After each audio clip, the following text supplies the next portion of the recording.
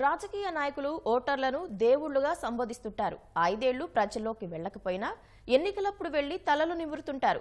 అలాంటప్పుడు ఎవరైనా సమస్యలు లేవనెత్తారా ఇక అంతే అసహనంతో ఊగిపోతుంటారు. నన్నే ప్రశ్నిస్తావా అంటూ గుడ్లు ఉరుముతుంటారు. కొందరు వైకాపా అభ్యర్థుల అసహనం ఆ స్థాయిని కూడా దాటేసి దాడుల వరకు వెళ్తోంది. ఓటేయకపోతే అంతు చూస్తామని కొందరు బెదిరిస్తుంటే మరికొందరు రౌడీల మాదిరిగా రెచ్చిపోతున్నారు. ఇది అనంతపురం జిల్లా ఉరవకొండ వైకాపా ఎమ్మెల్యే అభ్యర్థి విశ్వేశ్వర్ రెడ్డి ఫ్రస్ట్రేషన్. మైలారంపల్లిలో ఎన్నికల ప్రచారానికి వెళ్లిన ఆయన తన విజయానికి అడ్డుపడితే అంతు చూస్తామంటూ బెదిరించారు. 2019 ఎన్నికల్లో ఓడిన ఆయన మళ్లీ ఓడితే భవిష్యత్ ఏంటనే అసహనంలోకి వెళ్లినట్లే కనిపిస్తోంది. ఎలక్షన్ అయిన తర్వాత ఒక్కొక్క కథ చెప్తామని చెప్పి నేను తెలియజేస్తున్నా. మంచి మాటలే చెప్తాం.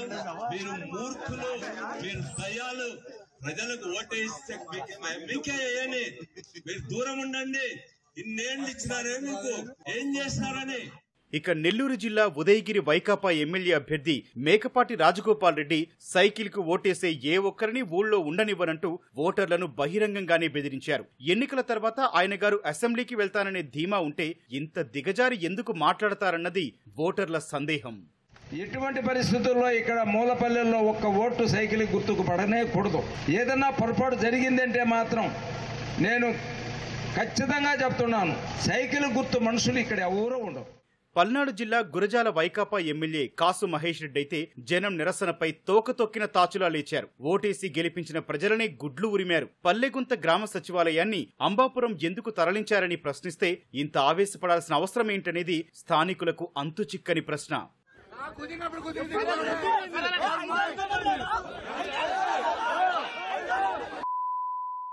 ఇక మంత్రి అప్పలరాజుదైతే మరో టైప్ ఫ్రస్ట్రేషన్. నిబంధనలకు విరుద్ధంగా తిప్పుతున్న ఎన్నికల ప్రచార రథాన్ని అధికారులు అడ్డుకున్నారు. ఆ మాత్రానికే ఆయన గారు రెచ్చిపోయారు. ఇంకోసారి ఆపితే బాగుండదంటూ మహిళా అధికారికి వార్నింగ్ ఇచ్చారు.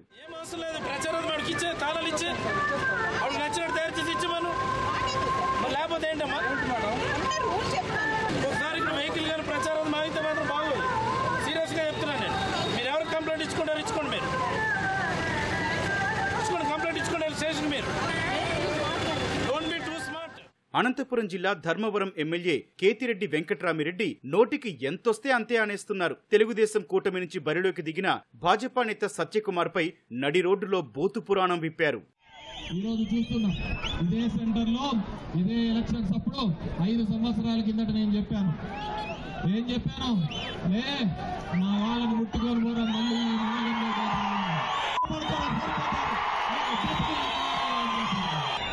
ఎవడో తాడు పొంగడం ఢిల్లీ నుంచి వచ్చి ఈ కేసిరెడ్డిని శాసిస్తున్నారు. ఎన్నికల్లో గెలుపు ధీమా ఉన్న నాయకులు ఆత్మవిశ్వాసంతో ముందడుగు వేస్తారు. ఓటమి భయంతో బతికే అభ్యర్థులు దాడులు దౌర్జన్యాలకు దిగుతారు. మచిలీపట్నంలో వైకాపా అభ్యర్థి పేర్ని కిట్టు పరిస్థితి అలాగే ఉంది. మచిలీపట్నం విశ్వబ్రాహ్మణ కాలనీలో కిట్టు అనుచరులు ఏకంగా దుశ్శాసన పర్వానికి దిగారు. జనసేన కార్యకర్త కర్రి మహేష్ ఇంట్లోకి బాణాసంచా వదిలిందేగాక అదేంటని ప్రశ్నించిన మహేష్ ను కొట్టారు. ఆయన భార్య తాలిబొట్టు లాగేసే దుస్సాహసానికి ఒడిగట్టారు.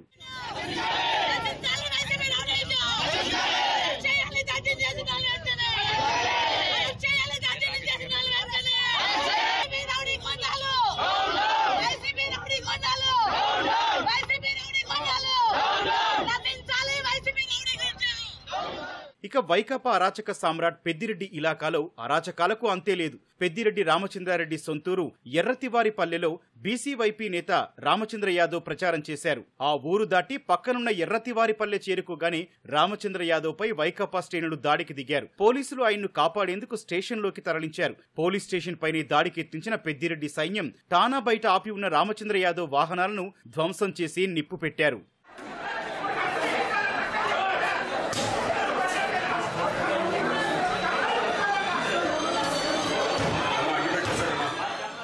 ఏలూరు జిల్లా దెందులూరు కాంగ్రెస్ అభ్యర్థి ఆలపాటి నరసింహమూర్తి ప్రచారం ముగించుకుని వెళ్తుండగా అదే సమయంలో అటుగా వెళ్తున్న ఎమ్మెల్యే అబ్బయ్య చౌదరి అనుచరులు ప్రచార రథంపై ప్రతాపం చూపించారు. జెండాలు పీకేసి అద్దాలు పగులగొట్టారు. ఎమ్మెల్యే కళ్ల ముందే మహిళలపై దాడులు చేశారు. రాష్ట్రంలో అంతగా ఓటు బ్యాంకు లేని కాంగ్రెస్ ప్రచార రథంపైనే దాడి చేశారంటే వైకాపా నాయకుల ఫ్రస్ట్రేషన్ ఎంత పీక్స్ కు వెళ్లిందో అర్థం చేసుకోవచ్చు.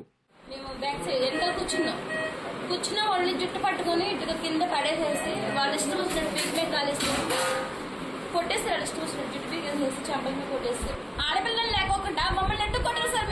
మేము లేకపోతే మా పిల్లల బాధ్యత ఏంటండి? అబ్బాయి చౌదరి గారండి, ఆయన ఆవిడ చూస్తున్నాడండి, ఎక్కడండి అదే అలా ఆవిడ కొడితే అలా చూస్తా ఉంటాడండి. అలా అక్కడికైనా చెల్లిని కొడితే నన్ను కొట్టారని మా ఆయన అడిగితే మా ఆయన కొట్టించి తీసుకెళ్లి కార్లో పెట్టించారండి. ఇలా వైకాపా నాయకుల అసహనానికి అంతే లేకుండా పోతోంది. ఎన్నికల కోడ్ అమల్లో ఉన్నా లెక్క చేయకుండా పోలీసుల కళ్ళెదుటే దాడులు చేసే స్థాయికి వెళ్లింది. పోలింగ్ దగ్గర పడే కొద్దీ ఇది ఎక్కడికి దారి తీస్తుందో తెలియని పరిస్థితి నెలకొంది.